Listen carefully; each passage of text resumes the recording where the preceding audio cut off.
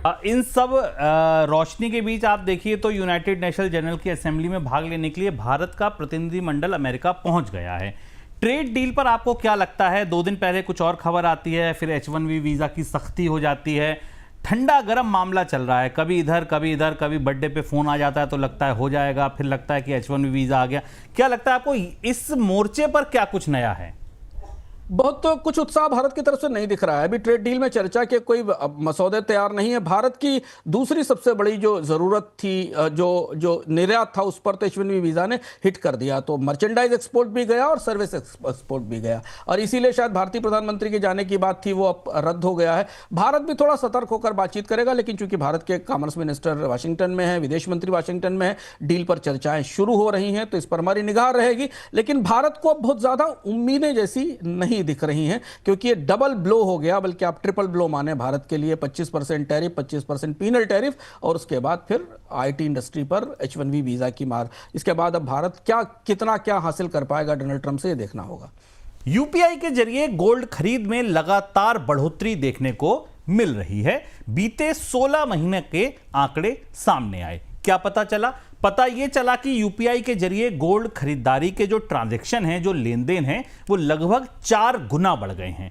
बीते अगस्त में यूपीआई के जरिए गोल्ड खरीद के लिए जो टोटल ट्रांजैक्शन हुए थे वो 99.77 लाख हुए थे, जबकि पिछले साल अप्रैल में यह आंकड़ा कितना था? 20,92,000 ट्रांजैक्शंस का था। यानी 16 महीने में यूपीआई के जरिए गोल्ड खरीद के ट्रांजैक्शंस 377% बढ़ गए हैं। जी हां, वैल्यू के लिहाज से देखिए तो भी यह बाजार बड़ा है। भले यूपीआई से अगर आप गोल्ड खरीद रहे हैं तो छोटे रुपए में खरीदें, आप वहां 1 रुपए, 5 रुपए, 10 रुपए, 100 रुपए का भी गोल्ड खरीद सकते हैं। इसलिए ट्रांजैक्शंस तो 377% बढ़े, लेकिन ऐसा नहीं है कि वैल्यू नहीं बढ़ी, वैल्यू भी बढ़ी है।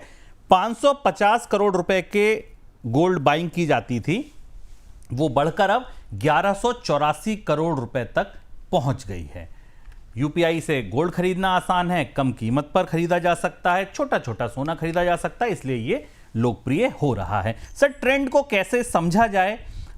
सोने की बढ़ती कीमतों के दौर में ये ट्रांजैक्शन का आंकड़ा क्या बताता है? शुभ में बेहद दिलचस्प ट्रेंड है। एक तो पेमेंट की ईज जब आई यूपीआई के साथ, और इस ट्रेंड को हम इसलिए महत्वपूर्ण मानते हैं कि भारत के लोग इसी के सहारे डिजिटल गोल्ड खरीदना सीख गए, क्योंकि बहुत बड़ा नंबर है 1184 करोड़ रुपए का। छोटा छोटा 5 रुपए, 10 रुपए, 50 रुपए के ट्रांजेक्शन्स का गोल्ड खरीदा गया। 1184 करोड़ रुपए का 377% ट्रांजेक्शन्स में सर्ज आई। हालांकि अगर आप यूपीआई का इस्तेमाल बाकी चीजों के लिए देखें, ग्रॉसरी या बाकी खरीदारी के लिए, तो काफी बड़ा है, उसकी तुलना में ये छोटा है। लेकिन यहां से डिजिटल गोल्ड खरीदने की आदत पड़ रही है, पहली चीज जो महत्वपूर्ण है, क्योंकि भारत आमतौर पर फिजिकल गोल्ड खरीदने वालों का देश था।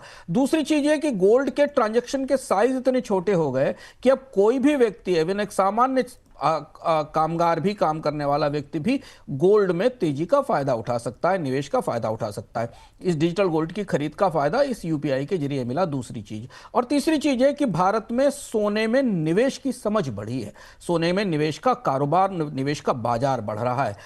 हम एक वो दौर देखते थे जब भारत में सोने को पैसा लॉक करने वाला, पैसा फंसाने वाला निवेश माना जाता था। आमतौर पर वित्तीय विशेषज्ञ इसे नकारते थे, लेकिन सोने की बढ़ती कीमतों के साथ इसमें निवेश बढ़ रहा है। और चूंकि कीमतें लगातार बढ़ रही हैं और बढ़ते रहने की गुंजाइश है, आज भी हमने सोने को रिकॉर्ड ऊंचाई पर जाते देखा। $3700 पर आउंस से ऊपर अंतर्राष्ट्रीय बाजार में कीमतें फिर पहुंच गई। इस वजह से भी ये एक छोटी बचतों का के डाइवर्सिफिकेशन का और कम निवेश में, कम खर्च में अपने आप को एक एसेट से जोड़ने का रास्ता बनकर सामने आया है।